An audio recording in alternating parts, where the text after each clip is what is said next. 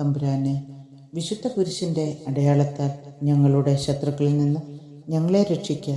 ഞങ്ങളുടെ തമ്പുരാന്, പിതാവിൻ്റെയും പുത്രൻ്റെയും പരിശുദ്ധാത്മാവിൻ്റെയും നാമത്തിൽ ആമേൻ. ആദ്യം മുതൽ ഉണ്ടായിരുന്നതും ഞങ്ങൾ കേട്ടതും സ്വന്തം കണ്ണുകൊണ്ട് കണ്ടതും സൂക്ഷിച്ചു വീക്ഷിച്ചതും കൈകൊണ്ട് സ്പർശിച്ചതുമായ ജീവന്റെ വചനത്തെപ്പറ്റി ഞങ്ങൾ അറിയിക്കുന്നു. വിശുദ്ധ യോഹന്നാൻ എഴുതിയ 1-ാം ലേഖനത്തിൻ്റെ 1-ാം അധ്യായത്തിൻ്റെ 1-ാം തിരുവചനമാണ് നാം വായിച്ചു കേട്ടത്. സാമുവേൽ പ്രവാചകന്റെ 2-ാം പുസ്തകത്തിൽ നിന്നുള്ള വായന, അധ്യായം 17, 1 മുതലുള്ള വാക്യങ്ങൾ. ഹൂഷായി അബ്സലോമിനെ ചതിക്കുന്നു. അഹിത്തോഫൽ അബ്സലോമിനോട് ചോദിച്ചു, 12,000 പേരെയും കൂട്ടി ഇന്ന് രാത്രി ഞാൻ ദാവീദിനെ പിന്തുടരട്ടെ. അവൻ ക്ഷീണിച്ച് ധൈര്യം കെട്ടിരിക്കുമ്പോൾ ഞാൻ ചെന്ന് ആക്രമിക്കും. കൂടെയുള്ളവർ ഓടിപ്പോകും. രാജാവിനെ മാത്രം ഞാൻ കൊന്നുകളയും. മണവാട്ടി മണവാളിൻ്റെ അടുത്തേക്ക് വരുന്നത് പോലെ അവൻ്റെ അനുചരന്മാരെ നിന്റെ അടുത്തേക്ക് ഞാൻ തിരികെ കൊണ്ടുവരും. ഒരാളെ മാത്രമേ നീ കൊല്ലാൻ നോക്കുന്നുള്ളൂ. മറ്റെല്ലാവരും സുരക്ഷിതരായിരിക്കും. അബ്സലോമിനും ഇസ്രായേൽ ശ്രേഷ്ഠന്മാർക്കും ഈ ഉപദേശം ഇഷ്ടപ്പെട്ടു. അബ്സലോം പറഞ്ഞു, അർക്കനായ ഹൂഷായിയെ വിളിക്കുക, അവൻ എന്തു പറയുന്നുവെന്ന് കേൾക്കാം. അവൻ എത്തിയപ്പോൾ അബ്സലോം പറഞ്ഞു, അഹിത്തോഫലിൻ്റെ ഉപദേശം ഇതാണ്. ഇത് നാം സ്വീകരിക്കണമോ അല്ലെങ്കിൽ എന്ത് ചെയ്യണമെന്ന് നീ പറയുക. ഹൂഷായി പറഞ്ഞു, ഇക്കുറി അഹിത്തോഫലിൻ്റെ ഉപദേശം പറ്റിയില്ല. അവൻ തുടർന്നു, നിന്റെ പിതാവും അനുയായികളും ധീരന്മാരാണ്. കുട്ടികൾ അപഹരിക്കപ്പെട്ട പെൺകരടിയെപ്പോലെ അവർ ക്ഷോഭിച്ചിരിക്കുകയാണെന്ന് നിനക്കറിയാം.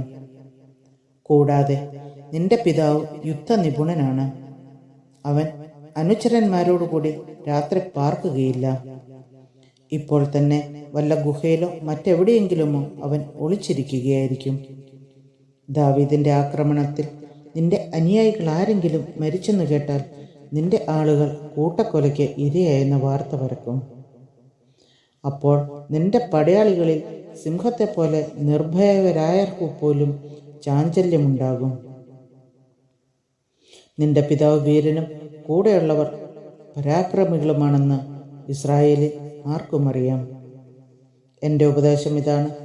ദാൻ മുതൽ ബേർഷബ വരെ കടൽക്കരയിലെ മണൽത്തരി പോലെ അസംഖ്യമായ ഇസ്രായേലിനെ ഒരുമിച്ച് കൂട്ടി നീ തന്നെ അവരെ യുദ്ധത്തിൽ നയിക്കണം. ദാവീദ് എവിടെയായിരുന്നാലും നമുക്കവനെ കണ്ടുപിടിക്കാം. നിലത്ത് മഞ്ഞുതുള്ളി വീഴുന്നത് പോലെ നാം അവൻ്റെ മേൽ ചാടി വീഴും. അവനോ കൂടെയുള്ളവരോ ജീവനോടെ ശേഷിക്കുകയില്ല. അവൻ ഏതെങ്കിലും പട്ടണത്തിലേക്ക് പിൻവാങ്ങിയാൽ എല്ലാ ഇസ്രായേൽക്കാരും കൂടി ആ പട്ടണത്തെ വടം കൊണ്ടുകെട്ടി താഴ്വരയിലേക്ക് വലിച്ചിടും. ഒരൊറ്റ കൽക്കഷ്ണം പോലും അവിടെ ശേഷിക്കുകയില്ല. അർക്കനായ ഹൂഷായുടെ ആലോചന അഹിത്തോഫലിൻ്റെതിനേക്കാൾ മെച്ചം തന്നെ, അബ്സലോമും എല്ലാ ഇസ്രായേലിലും പറഞ്ഞു. അബ്സലോമിന് അനർത്ഥം വരേണ്ടതിന് അഹിത്തോഫലിൻ്റെ നല്ല ആലോചന സ്വീകരിക്കപ്പെടാതിരിക്കാൻ കർത്താവ് നിശ്ചയിച്ചിരുന്നു. പിന്നെ അഹിത്തോഫൽ അബ്സലോമിനും ഇസ്രായേൽ നേതാക്കന്മാർക്കും നൽകിയ ഉപദേശത്തെക്കുറിച്ചും താൻ നൽകിയ ഉപദേശത്തെക്കുറിച്ചും ഹൂഷായി പുരോഹിതന്മാരായ സാദോക്കിനോടും അബിയാഥാറിനോടും പറഞ്ഞു. രാജാവും ആളുകളും കൊല്ലപ്പെടാതിരിക്കാൻ മരുഭൂമിയിലെ കടവിൽ രാത്രി കഴിച്ചു കൂട്ടാതെ പെട്ടെന്ന് നദി കടന്നു പോകാൻ ദാവീദിനെ ഉടൻ തന്നെ അറിയിക്കുക, ഹൂഷായി ആവശ്യപ്പെട്ടു. പട്ടണത്തിൽ വെച്ച് തങ്ങളെ ആരും കാണാതെ ജോനാഥനും അഹിമാസും എൻറോഗലിൽ കാത്തു നിൽക്കുന്നുണ്ടായിരുന്നു. ഒരു വേലക്കാരി ചെന്ന് സംഭവിക്കുന്നതെല്ലാം അവരെ അറിയിക്കും. അവർ ചെന്ന് ദാവീദ് രാജാവിനോട് പറയും. എന്നാൽ ഇപ്രാവശ്യം ഒരു ബാലൻ അവരെ കണ്ടു. അവൻ അബ്സലോമിനോട് പറഞ്ഞു. അതുകൊണ്ട് അവരിരുവരും വേഗം പോയി ബെഹോറിമിൽ ഒരു വീട്ടിൽ ചെന്നു. അവിടെ മുറ്റത്ത് ഒരു കിണറുണ്ടായിരുന്നു. അവർ അതിലൊളിച്ചിരുന്നു. വീട്ടുകാരി കിണറ്റിന് മുകളിൽ മൂടുവിരിയിട്ട് അതിൽ ധാന്യം നിരത്തി. അങ്ങനെ സംഗതി ആരും അറിയാനിടയായില്ല.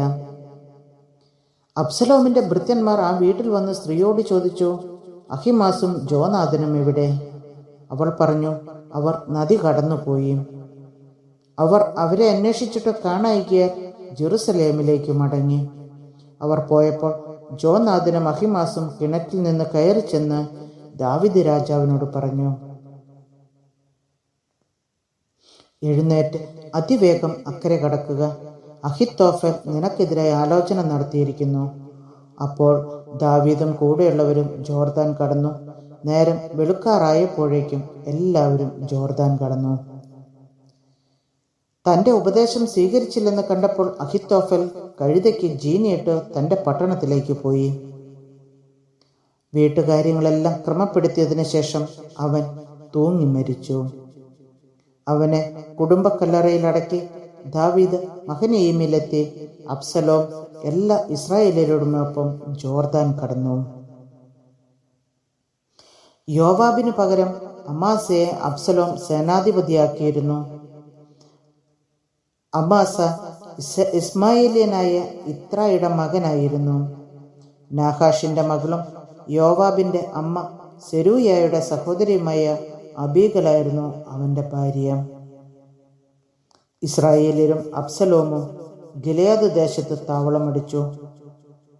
ദാവീദ് മഹനയീമിലെത്തിയപ്പോൾ അമ്മോന്യ നഗരമായ റബ്ബായിൽ നിന്നുള്ള നാഹാഷിന്റെ മകൻ ഷോബിയും ലോദെബാറിൽ നിന്നുള്ള അമ്മിയേലിന്റെ മകൻ മാക്കീറും റോഗലീമിൽ നിന്നുള്ള ഗിലെയാദുകാരൻ ബർസില്ലായിയും കിടക്ക, തളികകൾ, മൺപാത്രങ്ങൾ ഇവയും ദാവീദിനും കൂടെയുള്ളവർക്കും ഭക്ഷിക്കാൻ ഗോതമ്പ്, യവം, മാവ്, മലർ, അമരയ്ക്ക, പയർ, തേൻ, തൈര്, ആട്, പാൽക്കട്ടി മുതലായവയും കൊണ്ടുവന്നു. മരുഭൂമിയിൽ ദാവീദിനും കൂടെയുള്ളവർക്കും വിശപ്പും ദാഹവും ക്ഷീണവും ഉണ്ടായിരിക്കുമെന്ന് അവർക്ക് അറിയാമായിരുന്നു. സാമുവേൽ പ്രവാചകന്റെ 2-ാം പുസ്തകത്തിൽ നിന്നുള്ള വായന, അധ്യായം 18. അബ്സലോം വധിക്കപ്പെടുന്നു. ദാവീദ് കൂടെയുള്ളവരെ ഗണം തിരിച്ച് അവർക്ക് സഹസ്രാധിപന്മാരെയും ശതാധിപന്മാരെയും നിയമിച്ചു. അവരെ 3 തിരിച്ച് യോവാബിന്റെയും അവന്റെ സഹോദരനും സെരൂയയുടെ പുത്രനുമായ അബിഷായിയുടെയും ഹിത്യനായ ഇത്തായിയുടെയും നേതൃത്വത്തിൽ അയച്ചു. ഞാനും നിങ്ങളോട് കൂടെ വരും എന്ന് രാജാവ് അനുചരന്മാരോട് പറഞ്ഞു. അവർ പറഞ്ഞു, അങ്ങ് ഞങ്ങളോട് കൂടെ വരരുത്. ഞങ്ങൾ തോറ്റോടിയാൽ ശത്രുക്കൾ അത് ഗണ്യമാക്കുകയില്ല. ഞങ്ങളിൽ പകുതി പേർ മരിച്ചാലും അവർ കാര്യമാക്കുകയില്ല. അങ്ങ് ഞങ്ങളിൽ 10,000 പേർക്ക് തുല്യനത്രയും. ആകയാൽ അങ്ങ് പട്ടണത്തിലിരുന്നു കൊണ്ട് ഞങ്ങൾക്ക് സഹായം എത്തിക്കുന്നതാണ് നല്ലത്. രാജാവ് പറഞ്ഞു, ഉചിതമെന്ന് നിങ്ങൾക്ക് തോന്നുന്നത് ഞാൻ ചെയ്യാം. രാജാവ് പടിവാതിൽക്കൽ നിന്നു 100കളുടെയും 1000ങ്ങളുടെയും ഗണമായി സൈന്യം കടന്നുപോയി. രാജാവ് യോവാബിനോടും അബിഷായിയോടും ഇത്തായിയോടും കൽപ്പിച്ചു, യുവാവായ അബ്സലോമിനോട് എന്നെ പ്രതി മയമായി പെരുമാറുക. ഈ കൽപ്പന സൈന്യമെല്ലാം കേട്ടു. സൈന്യം ഇസ്രായേലിനെതിരെ പുറപ്പെട്ടു. എഫ്രായിം വനത്തിൽ വെച്ച് അവരുമായി ഏറ്റുമുട്ടി.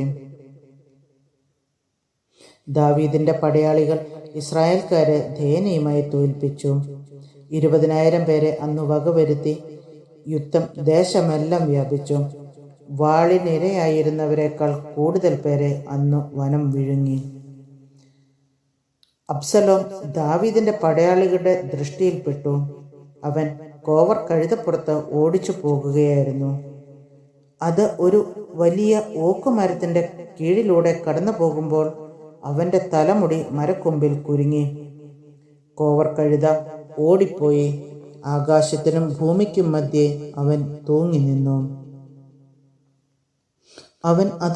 ഒരുവൻ അത് കണ്ട് യോവാബിനോട് പറഞ്ഞു, അബ്സലോം ഒരു ഓക്കുമരത്തിൽ തൂങ്ങിക്കിടക്കുന്നത് ഞാൻ കണ്ടു. യോവാബ് പറഞ്ഞു, എങ്കിൽ അവിടെ വച്ച് തന്നെ അവനെ കൊന്നു കളയാഞ്ഞതെന്ത്? ഞാൻ നിനക്ക് 10 വെള്ളി നാണയങ്ങളും ഒരു അരപ്പട്ടയും തരുമായിരുന്നല്ലോ. അവൻ യോവാബിനോട് പറഞ്ഞു, നീ എനിക്ക് 1000 വെള്ളി നാണയങ്ങൾ തന്നാലും ഞാൻ രാജകുമാരനെതിരെ കരമുയർത്തുകയില്ല. യുവാവായ അബ്സലോമിനെ എന്നെ പ്രതി സംരക്ഷിക്കുക എന്ന് രാജാവ് നിന്നോടും അബിഷായിയോടും ഇത്തായിയോടും കൽപ്പിക്കുന്നത് ഞങ്ങളെല്ലാം കേട്ടതാണ്. മറിച്ച് അവനെതിരെ വഞ്ചന കാട്ടിയിരുന്നെങ്കിൽ രാജാവ് അത് അറിയുകയും നീ കൈയൊഴിയുകയും ചെയ്യുമായിരുന്നു. നിന്നോട് സംസാരിച്ചു, ഞാൻ സമയം പാഴാക്കുകയില്ലെന്ന് പറഞ്ഞ് യോവാബ് 3 കുന്തമെടുത്ത് ഓക്കുമരത്തിൽ ജീവനോടെ തൂങ്ങിക്കിടന്ന അബ്സലോമിൻ്റെ നെഞ്ചിൽ കുത്തിയിറക്കി. യോവാബിൻ്റെ ആയുധവാഹകരായ 10 പേർ അബ്സലോമിനെ വളഞ്ഞ് അവനെ അടിച്ചു കൊന്നു. യോവാബ് കാഹളം മുഴക്കി തിരികെ വിളിക്കപ്പെട്ട സൈന്യം ഇസ്രായേൽക്കാരെ ആക്രമിക്കുന്നത് മതിയാക്കി. അവർ അബ്സലോമിനെ വനത്തിൽ ഒരു വലിയ കുഴിയിൽ എറിഞ്ഞു കളഞ്ഞു. അവനു മീതെ വലിയൊരു കൽക്കൂമ്പാരം കൂട്ടി ഇസ്രായേൽക്കാരെല്ലാം താന്താങ്ങളുടെ വീട്ടിലേക്ക് ഓടിപ്പോയി. എൻ്റെ പേർ നിലനിർത്താൻ എനിക്കൊരു മകനില്ലെന്ന് പറഞ്ഞ് അബ്സലോം തൻ്റെ ജീവിതകാലത്തു തന്നെ രാജാവിൻ്റെ താഴ്വരയിൽ തനിക്കൊരു സ്മാരക സ്തംഭം നിർമ്മിച്ചിരുന്നു. അതിന് തൻ്റെ പേർ തന്നെ നൽകി. ഇന്നും അത് അബ്സലോമിൻ്റെ സ്മാരകം എന്ന് അറിയപ്പെടുന്നു. സാദോക്കിൻ്റെ മകൻ അഹിമാസ് പറഞ്ഞു, കർത്താവ് രാജാവിനെ ശത്രുക്കളിൽ നിന്ന് രക്ഷിച്ചിരിക്കുന്നുവെന്ന സദ്വാർത്ത ഞാൻ ഓടിച്ചെന്ന് അവനെ അറിയിക്കട്ടെ. യോവാബ് പറഞ്ഞു, വേണ്ട, ഇന്ന് സദ്വാർത്തയുമായി നീ പോകേണ്ട. മറ്റൊരു ദിവസമാകാം. രാജകുമാരൻ മരിച്ചതിനാൽ ഇന്നു വേണ്ട. പിന്നെ യോവാബ് കുഷ്യനോട് പറഞ്ഞു, നീ കണ്ടത് ചെന്ന് രാജാവിനോട് പറയുക. അവൻ യോവാബിനെ വണങ്ങി ഓടിപ്പോയി. സാദോക്കിൻ്റെ മകൻ അഹിമാസ് യോവാബിനെ വീണ്ടും നിർബന്ധിച്ചു, എന്തും വരട്ടെ, കുഷ്യൻ്റെ പിന്നാലെ ഓടിപ്പോയി ഈ വാർത്ത ഞാനും അറിയിക്കട്ടെ. യോവാബ് പറഞ്ഞു, മകനെ, നീ എന്തിനിത് ചെയ്യണം? നിനക്ക് ഇതിന് പ്രതിഫലമൊന്നും കിട്ടുകയില്ലല്ലോ. അവൻ പറഞ്ഞു, എന്തും ആകട്ടെ, ഞാൻ പോകും. യോവാബ് പറഞ്ഞു, അങ്ങനെയെങ്കിൽ പോയിക്കൊള്ളുക. അഹിമാസ് സമതലം വഴി കുഷ്യൻ്റെ മുന്നിലെത്തി.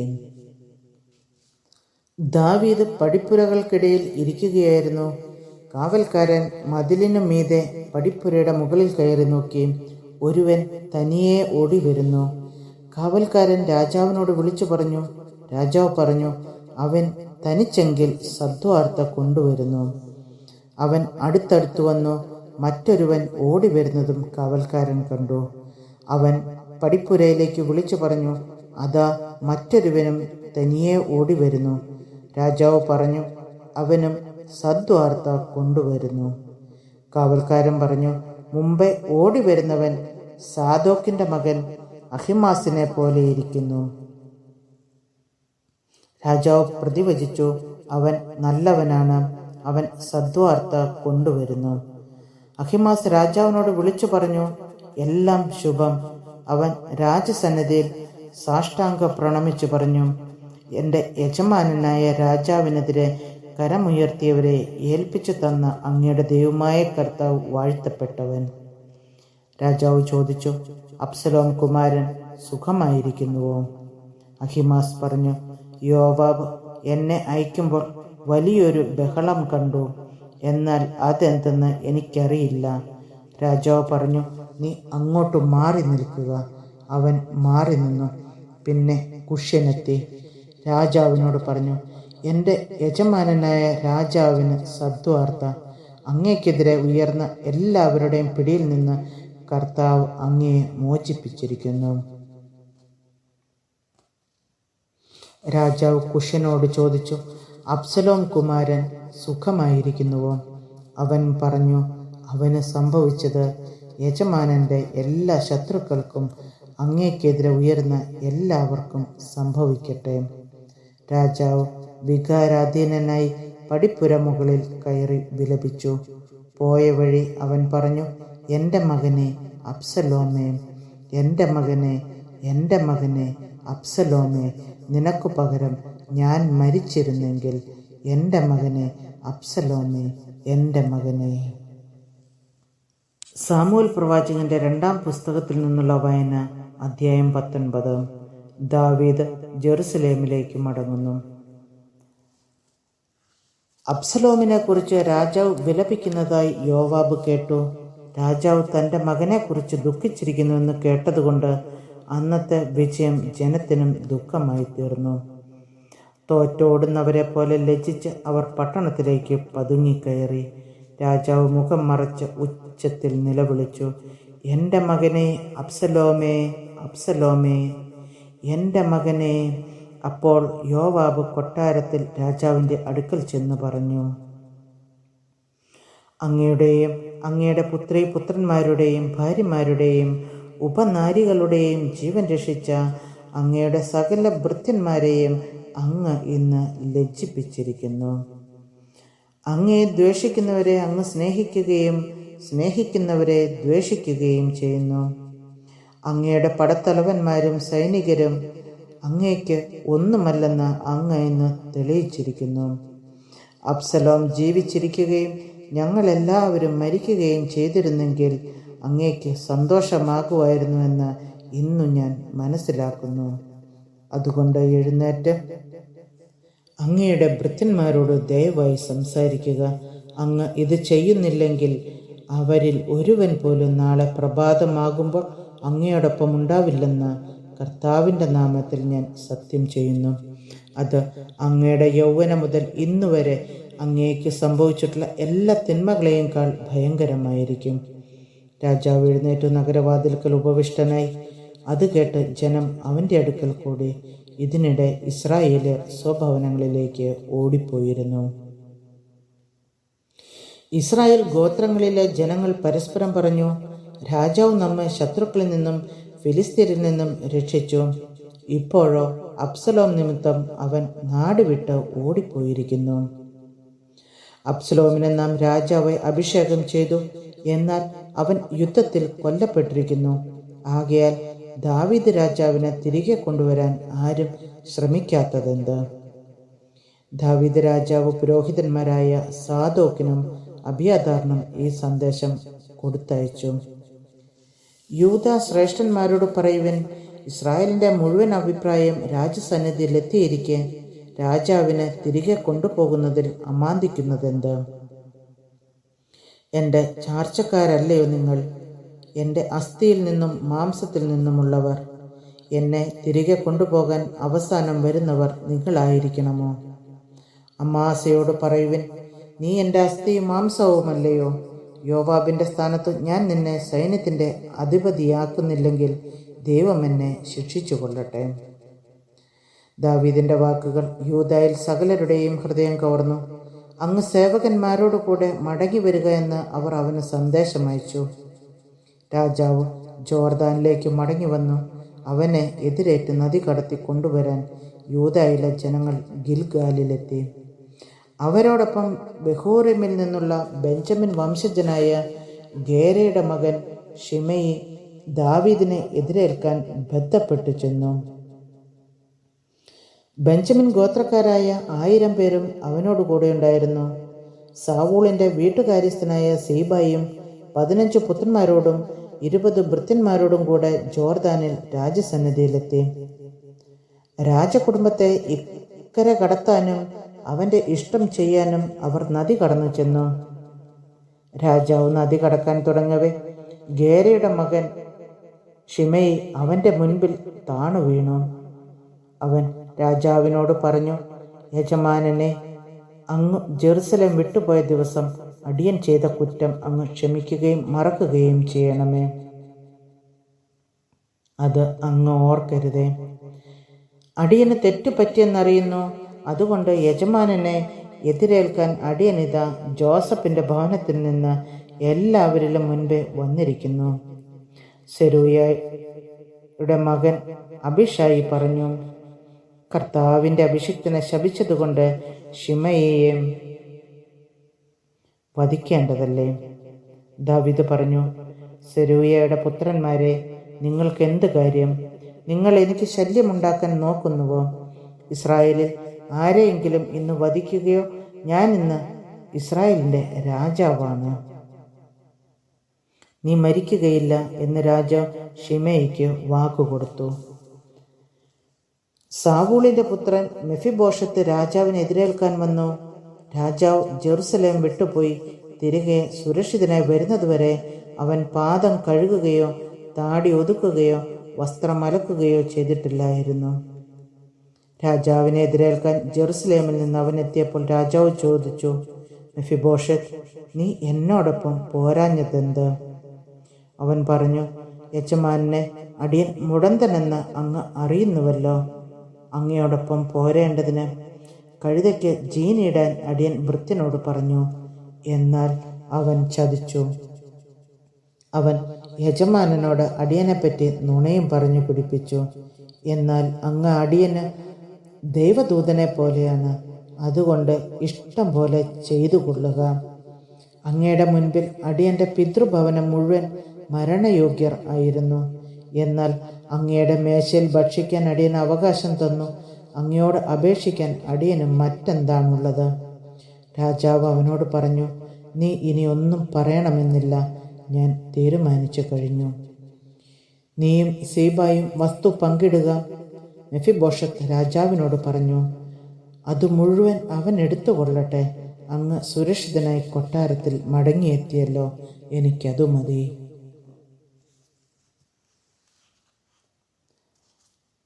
രാജാവിനെ ജോർദാൻ കടത്തിവിടാൻ ഗിലെയാദുകാരനായ ബർസില്ലായി റോഗേലീമിൽ നിന്ന് വന്നു. അവൻ 80 വയസ്സുള്ള പടുവൃദ്ധനായിരുന്നു. വളരെ ധനികനായിരുന്ന അവനാണ് രാജാവിന് മഹനയീമിൽ വെച്ച് ഭക്ഷണം നൽകിയിരുന്നത്. രാജാവ് അവനോട് പറഞ്ഞു, എന്നോടുകൂടെ ജെറുസലേമിലേക്ക് വരിക, ഞാൻ നിന്നെ സംരക്ഷിച്ചു കൊള്ളാം. ബർസില്ലായി രാജാവിനോട് പറഞ്ഞു, ഞാൻ ഇനി എത്ര നാൾ ജീവിച്ചിരിക്കും? പിന്നെ ഞാൻ രാജാവിനോടുകൂടെ ജെറുസലേമിലേക്ക് പോരുന്നതെന്തിന്? എനിക്ക് വയസ്സ് 80ആയി. നല്ലതും ചീത്തയും തിരിച്ചറിയാൻ കഴിവില്ല. ഭക്ഷണപാനീയങ്ങളുടെ സ്വാദും അറിഞ്ഞുകൂടാ. ആണിൻ്റെ ആയാലും പെണ്ണിൻ്റെ ആയാലും പാട്ടുകേട്ട് ആസ്വദിക്കാനും കഴിവില്ല. ഞാൻ തിരുമേനിക്ക് ഭാരമായിരിക്കും. ഇത്ര വലിയ പ്രതിഫലം അടിയൻ അർഹിക്കുന്നില്ല. അതുകൊണ്ട് ജോർദാനിക്കരെ കുറേ ദൂരം മാത്രം ഞാൻ കൂടെ പോരാം. പിന്നെ മടങ്ങിപ്പോരാൻ അങ്ങനെ അനുവദിക്കണം. എൻ്റെ സ്വന്തം പട്ടണത്തിൽ മാതാപിതാക്കളുടെ കല്ലറയ്ക്കരികിൽ ഞാൻ വിശ്രമിച്ചു കൊള്ളട്ടെ. എന്നാൽ ഇതാ എൻ്റെ മകൻ കിംഹാം, അവൻ അങ്ങയെ സേവിക്കും. അവൻ തിരുമേനിയോടുകൂടെ പോരട്ടെ. അങ്ങേക്ക് ഇഷ്ടമുള്ളത് അവന് ചെയ്തു കൊടുത്താലും. രാജാവ് പ്രതിവച്ചു, അതെ കിംഹാം, എന്നോടുകൂടെ പോരട്ടെ. നിന്റെ ഇഷ്ടം പോലെ ഞാൻ അവന് ചെയ്തു കൊടുക്കും. നീ ചോദിക്കുന്നതെന്തും ഞാൻ നിനക്ക് ചെയ്തു തരും. ദാവീദ് അനുയായികളും ജോർദാൻ കടന്നു. രാജാവ് ബർസില്ലായെ ചുംബിച്ച് അനുഗ്രഹിച്ചു. അവൻ സ്വഭവനത്തിലേക്ക് മടങ്ങി. രാജാവ് ഗിൽഗാലിലേക്ക് പോയി. കിംഹാമും അവനോടൊപ്പം ഉണ്ടായിരുന്നു. യൂദായിലെ ജനവും ഇസ്രായേലിൽ പകുതിയും അകമ്പടി സേവിച്ചു. ഇസ്രായേലിയർ വന്നു രാജാവിനോട് ചോദിച്ചു, യൂദായിലെ ഞങ്ങളുടെ സഹോദരന്മാർ രാജാവിനെയും കുടുംബത്തെയും സേവകരെയും രഹസ്യമായി ജോർദാൻ കടത്തിയതെന്ത്? യൂദായിലെ ജനം ഇസ്രായേലിയരോട് പറഞ്ഞു, രാജാവ് ഞങ്ങളുടെ സ്വന്തമായതുകൊണ്ട് നിങ്ങൾ ക്ഷോഭിക്കുന്നത് എന്തിന്? രാജാവിൻ്റെ ചെലവിലാണോ ഞങ്ങളുടെ ഭക്ഷണം? അവൻ ഞങ്ങൾക്ക് എന്തെങ്കിലും സമ്മാനം തന്നോ? ഇസ്രായേലിയർ അവരോട് പറഞ്ഞു, രാജാവിൽ ഞങ്ങൾക്ക് 10 ഓഹരിയുണ്ട്. നിങ്ങൾക്കുള്ളതിനേക്കാൾ കൂടുതൽ അവകാശം ഞങ്ങൾക്ക് ദാവീദിലുണ്ട്. എന്നിട്ട് നിങ്ങൾ ഞങ്ങളെ അവഹേളിക്കുന്നു. രാജാവിനെ തിരികെ വരുത്തുന്ന കാര്യം പറഞ്ഞത് ഞങ്ങളല്ലേ? എന്നാൽ യൂദായിലെ ജനത്തിൻ്റെ വാക്ക് ഇസ്രായേലിയരുടേതിനേക്കാൾ മൂർച്ചയേറിയതായിരുന്നു. സാമൂൽ പ്രവാചകന്റെ 2-ാം പുസ്തകത്തിൽ നിന്നുള്ള വായന, അധ്യായം 20. ഷേബായുടെ വിപ്ലവം. ഷേബ എന്നു പേരുള്ള ഒരു നീചനുണ്ടായിരുന്നു. ബെഞ്ചമിൻ ഗോത്രത്തിൽപ്പെട്ട ബിക്രിയുടെ മകനായ അവൻ കാഹളമൂതി വിളിച്ചു പറഞ്ഞു, ദാവീദുമായി നമുക്ക് പങ്കില്ല, ജെസ്സയുടെ പുത്രനുമായി നമുക്ക് ഇടപാടില്ല. ഇസ്രായേലെ, നിങ്ങൾ വീട്ടിലേക്ക് മടങ്ങുവിൻ. അങ്ങനെ ഇസ്രായേലർ ദാവീദിനെ വിട്ട് ബിക്രിയുടെ മകൻ ഷേബായോട് ചേർന്നു. യൂദായിലെ ജനമാകട്ടെ ദാവീദ് രാജാവിനോടുകൂടെ ഉറച്ചു നിന്ന് ജോർദാൻ മുതൽ ജെറുസലേം വരെ അവനെ അനുഗമിച്ചു. ദാവീദ് ജെറുസലേമിൽ തൻ്റെ കൊട്ടാരത്തിലെത്തി കൊട്ടാരം സൂക്ഷിക്കാൻ ഏൽപ്പിച്ചിരുന്ന 10 ഉപനാരികളെ വീട്ടുതടങ്കിലാക്കി അവരുടെ ജീവിതാവശ്യങ്ങൾ നൽകിയെങ്കിലും അവരുമായി അവൻ ശയിച്ചില്ല. അവർ മരണം വരെ വീട്ടുതടങ്കലിൽ വിധവകളെ പോലെ ജീവിച്ചു. രാജാവ് അമാസയോട് പറഞ്ഞു, യൂദായിലെ പുരുഷന്മാരെയും കൂട്ടി 3 ദിവസത്തിനകം എൻ്റെ മുൻപിൽ വരിക. അമാസ അവരെ വിളിച്ചു കൂട്ടാൻ പോയി. എന്നാൽ രാജാവ് കൽപ്പിച്ചിരുന്ന സമയത്ത് അവൻ തിരിച്ചെത്തിയില്ല. അതുകൊണ്ട് ദാവീദ് അബിഷായിയോട് പറഞ്ഞു, ബിക്രിയുടെ മകൻ ഷേബ അബ്സലോമിനേക്കാൾ കൂടുതൽ ശല്യം ചെയ്യും. അതുകൊണ്ട് സൈന്യവുമായി അവനെ പിന്തുടരുക, അല്ലെങ്കിൽ അവൻ കോട്ടകളുള്ള വല്ല പട്ടണങ്ങളും കൈക്കലാക്കി നമ്മെ ശല്യപ്പെടുത്തും.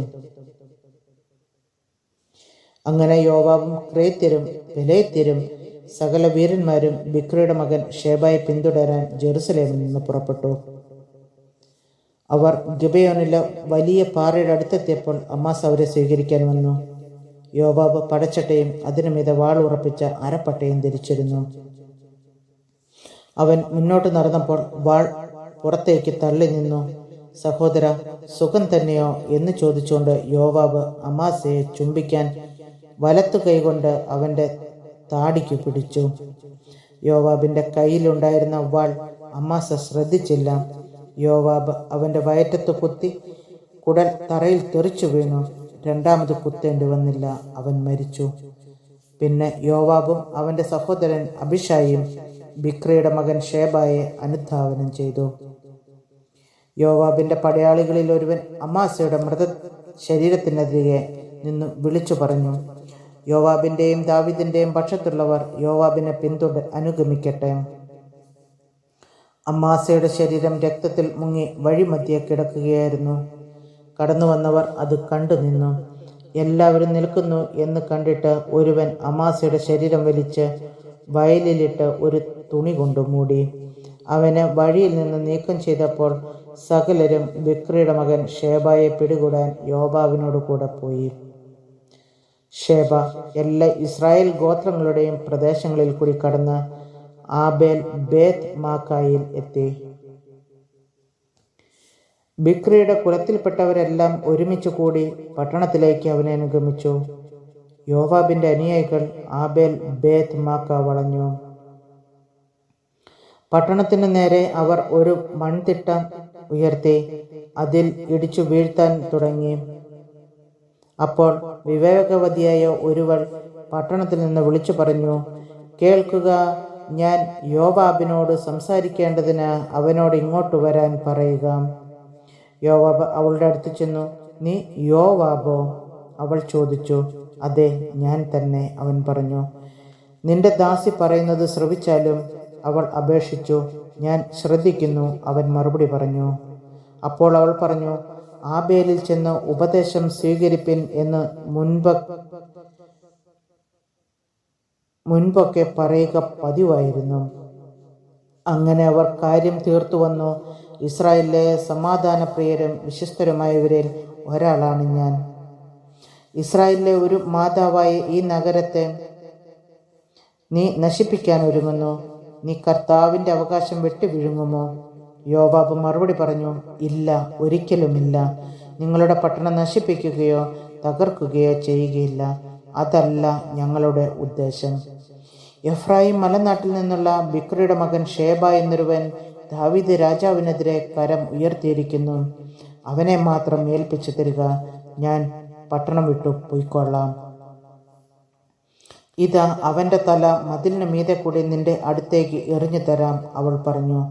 അവൾ ജനത്തെ സമീപിച്ച് തൻ്റെ ജ്ഞാനത്താൽ അവരെ സമ്മതിപ്പിച്ചു. ബിക്രിയുടെ മകൻ ഷേബയുടെ തല അവർ വെട്ടി യോവാബിൻ്റെ അടുത്തേക്ക് എറിഞ്ഞുകൊടുത്തു. അവൻ കാഹളമുതി സൈന്യം പട്ടണം വിട്ടു സ്വന്തം വീടുകളിലേക്ക് പോയി. യോവാബ് ജെറുസലേമിൽ രാജാവിൻ്റെ അടുത്തേക്കും. യോവാബ് ഇസ്രായേൽ സൈന്യത്തിൻ്റെ അധിപതിയായിരുന്നു. യഹോയാദായുടെ മകൻ ബനായ ക്രേത്യരുടെയും പെലേത്യരുടെയും തലവനും. അധോറാമിന് അടിമകളുടെ മേൽനോട്ടമായിരുന്നു. അഹിലൂദിൻ്റെ മകൻ യഹോഷാഫാത്ത് എഴുത്തുകാരനും ഷേവ കാര്യസ്ഥനും സാദോക്കും അബിയാതാറും പുരോഹിതന്മാരുമായിരുന്നു. ജായിറുകാരൻ ഈരയും ദാവീദിന്റെ പുരോഹിതനായിരുന്നു. ദൈവമായ കർത്താവിന് സ്തുതിയും. സ്വർഗസ്ഥനായ ഞങ്ങളുടെ പിതാവേ, അങ്ങയുടെ നാമം പൂജിതമാകണമേ. അങ്ങയുടെ രാജ്യം വരണമേ. അങ്ങയുടെ തിരുമനസ്സ് സ്വർഗത്തിലെ പോലെ ഭൂമിയിലുമാകണമേ. അന്നു വേണ്ടുന്ന ആഹാരം ഞങ്ങൾക്ക് തരണമേ. ഞങ്ങളോട് തെറ്റ് ചെയ്യുന്നവരോട് ഞങ്ങൾ ക്ഷമിച്ചിരിക്കുന്നത് പോലെ ഞങ്ങളുടെ തെറ്റ് ഞങ്ങളോട് ക്ഷമിക്കണമേ. ഞങ്ങളെ പ്രലോഭനത്തിൽ വീഴേണ്ടയാകരുത്, ദുഷ്ടാരൂപം ഞങ്ങളെ രക്ഷിച്ചൊള്ളണമേ. ആമേൻ. നന്മ നിറഞ്ഞ മറിയമേ, സ്വസ്തി, കർത്താവ് അങ്ങയുടെ സ്ത്രീകൾ അങ്ങ് അനുഗ്രഹിക്കപ്പെട്ടവളാകുന്നു. അങ്ങയുടെ ദരിദ്രം ഫലമായി അനുഗ്രഹിക്കപ്പെട്ടവനാകുന്നു. പരിശുദ്ധ മറിയമേ, തമ്പുരാന്റെ അമ്മേ, പാപികളായി ഞങ്ങൾക്ക് വേണ്ടി എപ്പോഴും ഞങ്ങളുടെ മരണസമയത്തും തമ്പുരാനോട് അപേക്ഷിച്ചുള്ളണമേ. ആമേൻ. പിതാവിനും പുത്രനും പരിശുദ്ധാത്മാവിനും സ്തുതി, അതിലെ പോലെ ഇപ്പോഴെപ്പോഴും എന്നേക്കും. ആമേൻ.